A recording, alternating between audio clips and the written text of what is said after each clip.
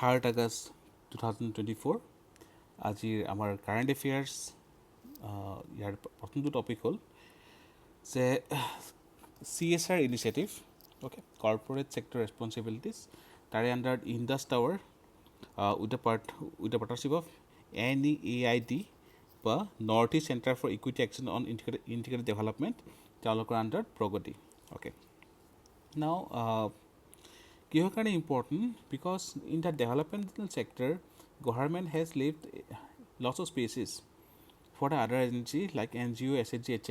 আৰু য'ত তেওঁলোকৰ various contribution থাকে similarly the various MNCs from their profits as per section 17 of the Companies Act 2013 need to contribute towards CSR right okay corporate sector responsibilities Tare under the Indus Tower Limited. It is one of the world's largest telecom infrastructure companies.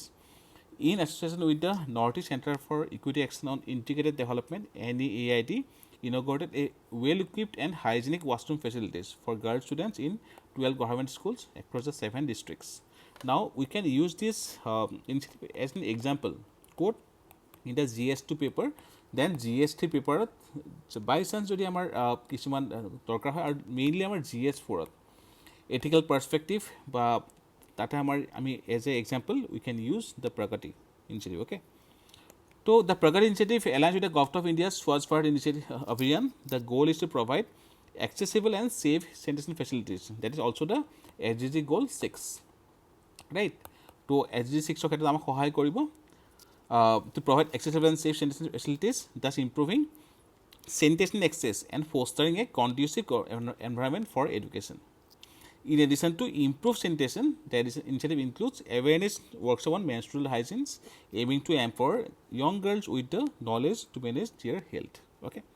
Now, এইটো ক্ষেত্ৰত যদি school কলেজত washroom নাথাকে proper washroom, then probably during various time of the year কিছুমান ষ্টুডেণ্টে যাবলৈ নিবিচাৰিব পাৰে okay so ইয়াৰ পৰা আমাৰ gross enrollment ratio plus আমাৰ attendance okay which are some issues for Assam perspective from Assam perspective hetu amar yate address korba jabo thik ase to important for mainly GS4 paper but GS2 to ami CSR under ami as an example from Assam we can use it the next topic is very important that is the Western Ghat landslide okay now Western Ghat landslide jikhini hole recently okay তাৰে ওপৰত the ecological balance তাৰে ওপৰত দুখন main committee বহিছিলে এখন হ'ল কাষ্ট্ৰিং committee আৰু এখন Gadgil committee okay তো অলৰেডি একেখন কমিটিৰ ওপৰত ইউপিএছচিত অলৰেডি কুৱেশ্যন আহি গৈছে অ'কে তো as per the Kasturirangan committee report এইখিনি বহুত বেছি ইম্পৰ্টেণ্ট হয় মেইনছৰ কাৰণে প্ৰিলিমছৰ কাৰণে and also' for the upcoming APSC interview CC interview okay So, as per the Constitution Committee report, 37% of the total area of Western Ghat should be declared as eco-sensitive area by ESA. ঠিক আছে? Now, ESA কি হয়? Eco-sensitive areas are located within 10 kilometers of the protected areas, national parks, then wildlife sanctuary, etc. Okay?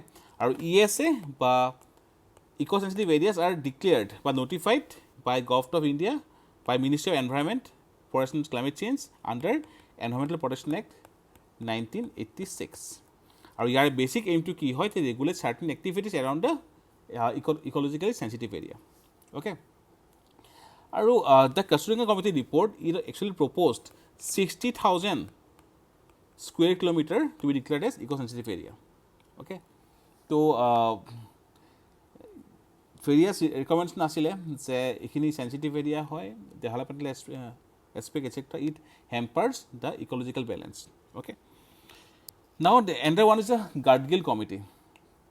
So Gadgil committee also gave report regarding the Western Ghat. Okay.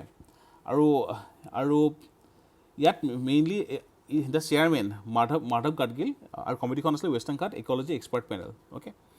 So Madhav Gadgil the chairman aru tekhete report submit korisle regarding Western Ghat. Okay. The report also suggested the holistic approach to maintain the balance and multidisciplinary approach, okay, from the various stakeholders for the region, because এইখিনি আমাৰ tertiary region হয় আৰু tertiary ৰিজনবোৰ কি হয় এতিয়াও stabilise হোৱা নাই okay আৰু Gadgil committee was set up to assess the condition of Western Ghat ecology and demarcate the areas, okay, again to notify as eco-sensitive zones, ESZ. Okay. Now in these articles, the various perspectives of the ecological carrying capacity, etc. has been discussed. Okay. আৰু কি আছে এটা important এটা হ'ল geography of Wayanad, ecological sensitivity. It is located in the Western Ghat, known for its rich biodiversity and picturesque landscapes. It is crisscrossed by various rivers such as Kabini, Salir, and is home to various biological reserves, wildlife sanctuaries, national park, etc.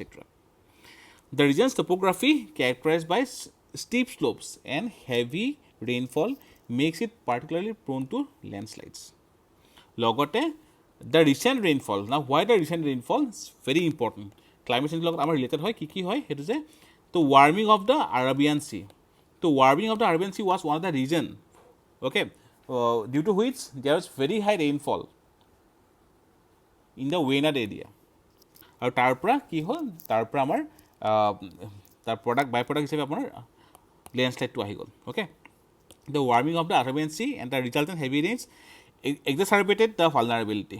According to experts, the instability of the slopes and the unique geological feature of Western Ghat contribute to the frequency of the such disasters. Now, India jikhon map ase, this is Western Ghat, this is Eastern Ghat, right? And these are Himalayan area. But there is a tilt from west to east. ইফালে ৱেষ্টৰ হাইটটো বেছি হয় compare to east আৰু সেইটো কাৰণে maximum river ইষ্টৰ ফালে ফ্ল' কৰে ৰাইট আৰু ৱেষ্টাৰ্ণ বাটটো কি হয় অকণ উঠি অহা এটা ৰিজন হয় সেইটো কাৰণে ইয়াৰ আমাৰ কি আছে জিঅ'গ্ৰাফিকেল ইনষ্টেবিলিটি আছে okay so' for those reasons there should be sustainable solutions আৰু কি হ'ব পাৰে land use planning promoting agroforestry reforestation afforestation soil and water conservation, regulatory measures such as ESZ, monitoring and enforcement, community engagement, and লগত here আমাৰ এটা বহুত বেছি important Aspect আছে সেইটো টেকনলজিকেল যেনেকৈ ড্ৰোনছ etcetera those could be used for as a sustainable solution for the region.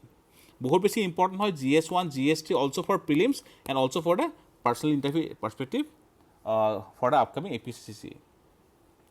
The next topic is very important again, ease of doing business in Assam. So ease of doing business boosted business ecosystem in Assam. There are both important data dia hoise which can be used for the next mains exam GS3, GS1 বা GS abo karone. Aru logore center approves fund for Ghat ring project. Okay. Now Assam has significantly improved its business ecosystem since Assam Ease of Doing Business Act 2016. And it has been a continuous process of evolution to meet the needs of the business community from then on. Okay, our result ki poa goise recently various industries, Patanjali hog, Tata Semiconductor hog, etc. Then PepsiCo have set up their units in the state. Okay, in 2016 to boost the business ecosystem through a single windows agency under the Assam Ease of Doing Business portal. With 15 services from 7 departments was launched. Now, the number of services increased. There are now 241 services across 17 departments. Okay, the portal has received more than 24 lakhs applications, of which 24.08 lakhs have been delivered. Under the regulatory compliance measure, 609 compliances were reduced, 501 business compliances and the 108 citizen compliances were cut down. Government has repealed 75X, amended 31X, and decriminalized 189 penal provisions. Okay, so these are very important data regarding industry in Assam. Okay, how government is facilitating the industrial growth in the region via ease of doing business, and these are the various data which can be used for the mains exam. The next topic is tax to GDP ratio, and 72% of the Indian personal income taxpayers opted for new tax regime. Now, 2023 taxৰ regime change কৰা হৈছিলে. The tax rate slabs was changed. Number of rate slabs were reduced from 6 to 5. Okay. So, tax-free income limit raised from 2.5 to 3 lakhs. Tax rebate limit increased from 5 lakh to 7 lakh annually, etc. 2024 পিছত তাত কিছু আমাৰ addition change কৰা হ'ল. যেনেকৈ standard deduction raise from 50,000 to 78,000 লগতে tax slabs reject further adjustment to tax slabs under the new regime. Now, tax to GDP ratio measures how much tax is collected in relation to the country's GDP. যদি আমি tax pay কৰোঁ, then we can make government accountable. যে আমি tax pay কৰিছোঁ, আমাৰ পইচাখিনি ক'ত গৈছে. So, there should be a transparent process. We can pressurize the government. It gives policymakers and the analysts a parameter that can be used to compare the tax receipts from year to year. Okay. So, better the country's financial situation, the higher the tax to GDP ratio. The ratio indicates how well the government can afford its expenses. Only 6% of the people in India pay income taxes. That is 8 crore out of 130 crore. So, as of 2023, gross tax to GDP ratio increased to 11.1%. Very important data. Now, as per the recent report, 70% of the personal income taxpayers who filed their returns by July 31st opted for new tax regime. This marks a significant shift towards a simpler tax system. Logote, there has been increase in IT return filings. The number of income tax return filings rose by 7.5%, reaching a record number of almost 7.29 crore. Out of the 7.29 crore IT returns filed for assessment, 5.27 crores were under a new tax regime compared to 2 crore under the old tax regime. Okay. So, these data are important. The government's easing up the taxation slabs, etc. আৰু তাৰে আমাৰ impact কি পোৱা গৈছে. তো these are the various data which can be used. Now Assam transferable development rights very very important. কি হয়, government of Assam recently drafted the transferable development rights TDR. The scheme aims to provide public facilities by ensuring fair compensation to landowners for land reserved for social facilities with a vision to support proper and planned city development and expansion. It will be applicable to all the districts except the autonomous districts. However, if any autonomous district expresses its willingness to adopt the scheme, a notification will be issued to extend to those areas. So, these data, the autonomous districts আমাৰ এই স্কিমটো আণ্ডাৰত নাই, বাট তেওঁলোকে যদি request কৰে বা তেওঁলোকক যদি দৰকাৰ হয়, it can be notified. Okay, government can give a separate notification. Now, the TDR scheme of Court of Assam defines TDR by transferable development rights as giving the right to build as per built up area, very important, which is received as compensation in the form of floor area ratio FAR. So, these are some technical terms. So, prelims or karone amar basic important hoy. These things are more important for prelims. Okay. So, jodi ami kau je ei FAR ki hoy actually. See, let's take an example as defined in the article itself. Let's say there is a land, okay, piece of land. Now, this piece of land is next to a very wide road. So, the blue color signifies a road here. Okay, so this is a road, or this is a land plot. Okay, if the government further wants to extend this road, the yarpura road to that black ink denotes the new extension. যদি গভৰ্ণমেণ্টে বিচাৰে যে ৰোডটো extend কৰিব and needs some of the land in front of the building, instead of providing monetary compensation, it can provide TDR. So, এই যে ল্যান্ডখিনি তেওঁলোকে ল'লে গভৰ্ণমেণ্টে, তাৰ কাৰণে মনিটাৰী বা গেইন দিয়াতকৈ বা কম্পেনচেশ্যন দিয়াতকৈ ইট উইল প্ৰভাইড TDR. ঠিক আছে. আৰু লেটছ সে the land where the building is located is this is 1000 square meters. Okay. If the floor space index by floor area ratio FAR for the area is 150% FAR, for the area is 150%, then the construction area allowed on the land is kiman 1500 square meter, right? So, if the government acquires 100 square meter of the land in front of the building for the road widening, the construction area for the 100 square meters will be 150 square meter. Now, এই যিখিনি extra land থাকিল যে গভৰ্ণমেণ্টে কি ক'লে ইয়াত monetary gain দিয়া নাই এইখিনি মাটি লোৱাৰ কাৰণে, বাট গভৰ্ণমেণ্টে কি দিব, government will provide 150 square meters of FAR. Okay, floor area ratio. Now, the builder বা owner of the land can use these government's allowance in this building itself বা বেলেগ জেগাত কৰিব পাৰি. লেটছ সে এই বিল্ডিংটো আছে মালিগাঁৱত, সেই FARখিনি তেওঁলোকে যদি চানমাৰিত বেলেগ প্লট আছে চানমাৰিটো ইউজ কৰিব পাৰে okay so with the TDR certificate the owner can either build an additional 150 square meter in the existing building or in another part of premises okay so very important thus FAR is the area that is under construction and granted to landowner under this scheme. The FAR credit will be issued in a certificate called Development Rights Scheme or Development Rights Certificate. This certificate shall be approved in writing by the appropriate authority. Okay. Now through the TDR scheme, the following tasks will be easily accomplished. Ki hoy eta hol easy land acquisition. Jihetu beleg jagat permission pai ase. Conservation.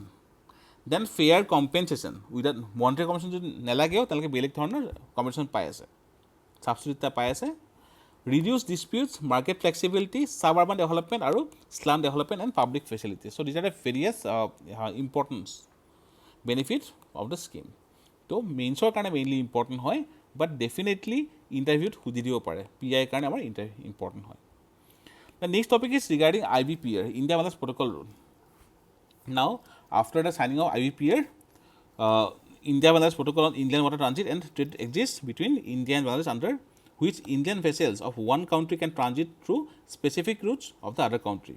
The RDC protocol routes Kolkata আছে Kolikata, Pandu, Kolkata, Kolkata, Korimganj, Kolkata, Rajshahi, Dhulian, Rajshahi, Pandu, Korimganj, Pandu. Okay.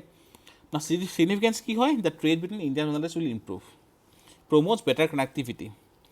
So, as per report, National Water 1 and 2 will be used. It will connect landlocked countries like Bhutan, Nepal, Myanmar, etc. to the coastal regions. Okay.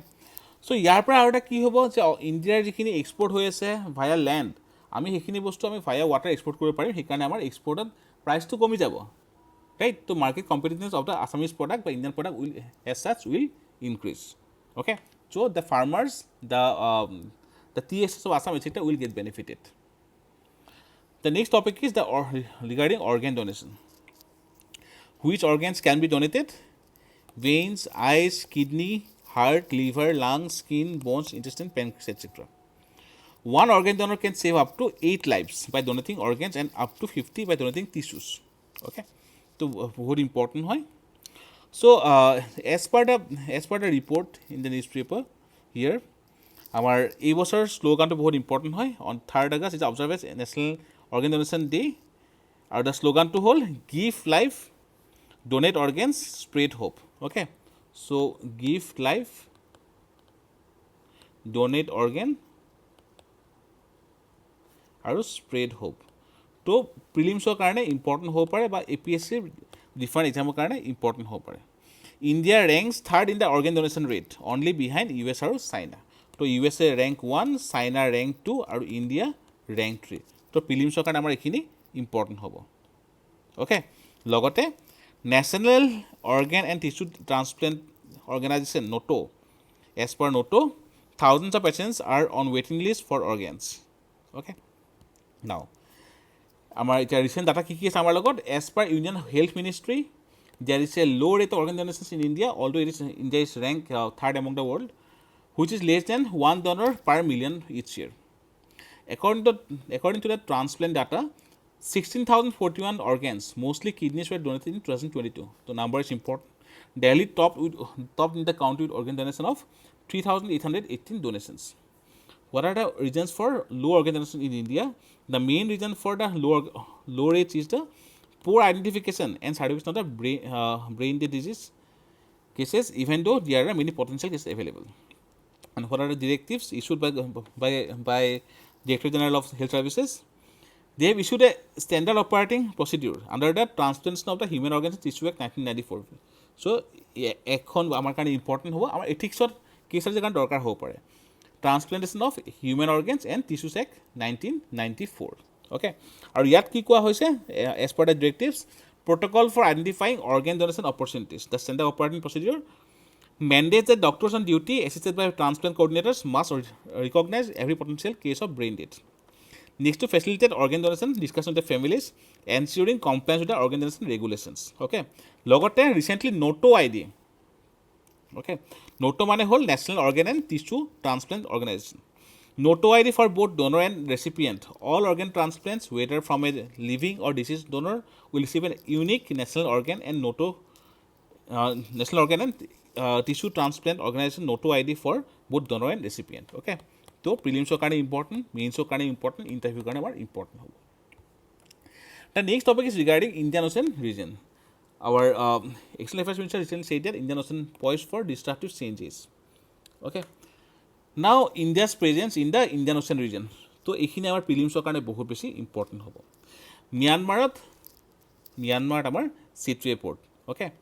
Then Kaladan project. Okay. থাইলেণ্ডৰ সৈতে joint petrol, মালয়েছিয়াৰ সৈতে joint petrol air force training, ছিংগাপুৰৰ সৈতে Sabang port, SABN Sabang port আছে, Indonesia, Australia, Andaman Nicobar, then শ্ৰীলংকাৰ বহুত important আমাৰ ট্ৰিনকমালি পৰ্টৰ ওপৰত আমাৰ ভালেখিনি ডিবেট আহিয়ে থাকে, then Hambantota etcetera, Maldives, Diego Garcia, Mauritius, Iran, Chabahar port, UAE, Oman, Seychelles, ইয়াতে আমাৰ ভেৰি ইম্পৰ্টেণ্ট প্ৰিলিমছৰ কাৰণে Assumption island, Madagascar, Union island etcetera. Okay. Now importance কি হয়, এটা হ'ল আমাৰ ছিকিউৰিটি ইম্পৰ্টেঞ্চ, ছেকেণ্ড হ'ল আমাৰ কালচাৰেল ইম্পৰ্টেঞ্চ আৰু গভৰ্ণমেণ্টৰ ভেৰিয়াছ ইনিচিয়েটিভ ছাচ এজ সাগৰ মেইনছৰ কাৰণে ইম্পৰ্টেণ্ট আছিলে, এইবাৰ নাহিলে নেক্সট ইয়াৰ কাৰণে ইম্পৰ্টেণ্ট হ'ব. তো importance of Indian region for Indian security, এটা হ'ল energy security. Around 80% of the India's crude requirement is imported, which are mostly through the Indian Ocean route. Okay. Next to all, trade security.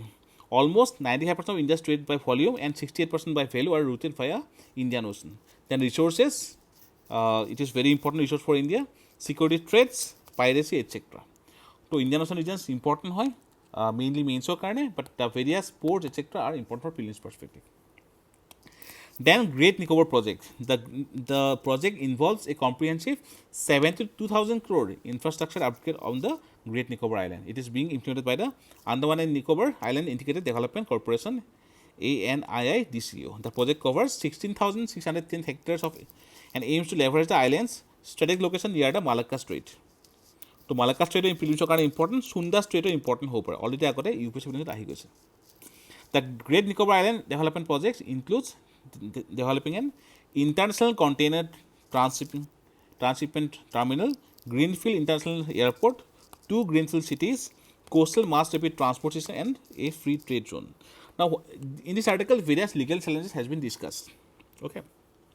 Kiki Hopper, the project has faced legal challenges in the National Green Tribunal and Calcutta High Court. In 2022, environmental activists Atish Kothari and the Conservation Action Trust CAT challenged the environmental and the coastal erosion zone clearance for the GNI project, citing irreversible damage to the biodiversity. Issues also included the impact on Sompen and the Nicobarese tribes.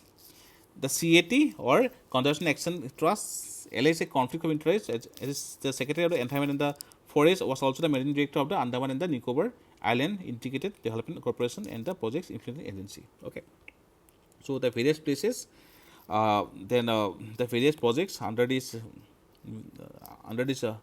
Andaman Great Nicobar project, সেইখিনি আমাৰ কাৰণে important, mainly আমাৰ interview কাৰণে important হ'ব পাৰে আৰু মেইনছৰ কাৰণে important হ'ব পাৰে.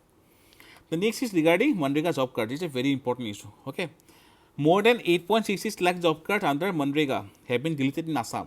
অকল অসমতে more than 8 lakh job card delete কৰা হৈছে since 2019-20 financial year as per data given by the Parliament or Rajya Sabha. The job cards can be cancelled or deleted after due verification only if they are fake job cards, duplicate job cards, households not willing to work, families from Gram Panchayat shifted permanently, and single triple in job card and that person has expired. Okay. আৰু যদি আমি ইণ্ডিয়াৰ ক্ষেত্ৰত কওঁ, more than 4.43 crore MGNREGA job cards were deleted in the last 5 years. As per Section 25 of the MGNREGA Act, whoever contravenes the provisions of the Act shall on conviction be liable to a fine which may be extended up to 1,000 rupees. And logote amar highest number of fake job cards have been deleted in Uttar Pradesh followed by Madhya Pradesh. Okay. So it's an ethical issue আৰু লগতে আমাৰ legal issue হয় যে আমাৰ যিখিনি subsidy based আমাৰ scheme আছে, right? So এই loophole খিনি use কৰি বহুতে হয়তো benefit কৰিবও পাৰে, right? So government is trying to get this loophole.